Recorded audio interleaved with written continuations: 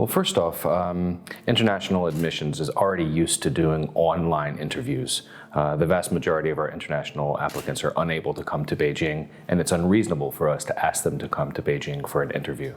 So we're already used to doing online interviews. So we took that experience that we've had over 6 years of international admissions and simply applied it to this year.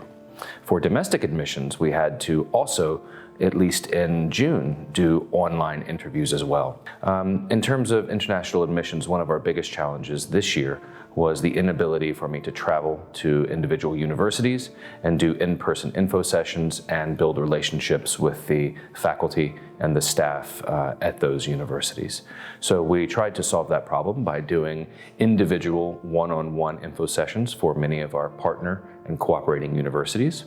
We also held 4 open online info sessions, specifically focusing on one of the main research areas here at the Yenching Academy.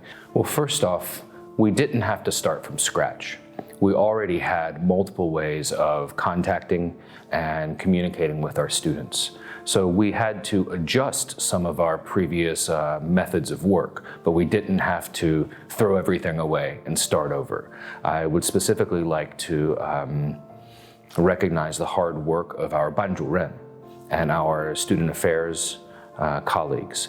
Those are the main ways of staying in touch with Yenching scholars, whether they are on campus or recently stuck abroad and unable to come to Beijing. So it wasn't starting over, but the work of a Banjuren became more and more important because students couldn't just come into the administration building and knock on one of their teachers' doors. Overall, I think I was just truly impressed in the commitment of our staff at the Yenching Academy, the hard work that they put in, the even harder work than they normally put in, as well as the patience and understanding of our scholars who were unable to be in Beijing. Studying a foreign language is absolutely essential to learning that country's culture and interacting with its people. Without speaking the local language, you certainly cannot become a scholar related to a topic in that country.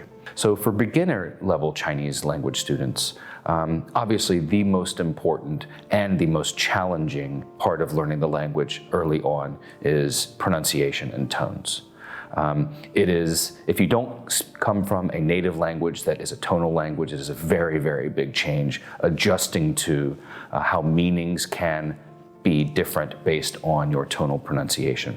So for the first years that you're studying Chinese, absolutely focus on your tones. Now for intermediate level students, I think the biggest challenge as you're going from intermediate and trying to reach advanced is the natural habit of first thinking in your own language and then using that sentence as the basis for translating into Chinese. This is a natural process. Everyone's going to do it.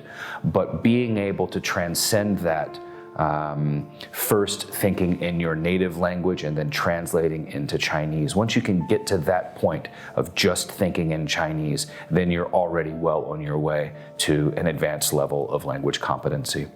And then for advanced students, well, I think the big challenge at the advanced level of Chinese proficiency is already being good at saying what you want to say using the words and the grammar that you know. You know, the challenge for advanced students and my advice for advanced students is don't stop learning, keep trying to push your Chinese language capability outside of your comfort zone.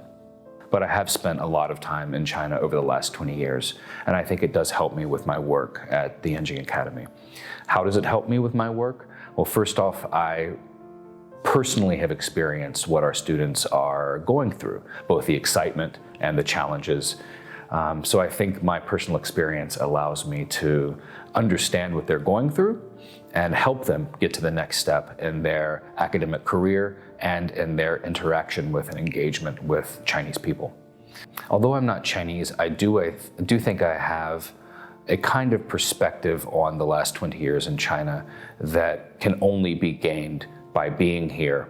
And not just by being here, but by being here in the process of learning as an undergraduate, as a graduate student, and then as a young professional, now as a perhaps not so young professional. But this kind of personal development amidst societal and cultural development, I think is a perspective that I can bring to my position at Yenching Academy. And I work very hard to try to share my perspective and my experiences over the last 20 years in China with our students here.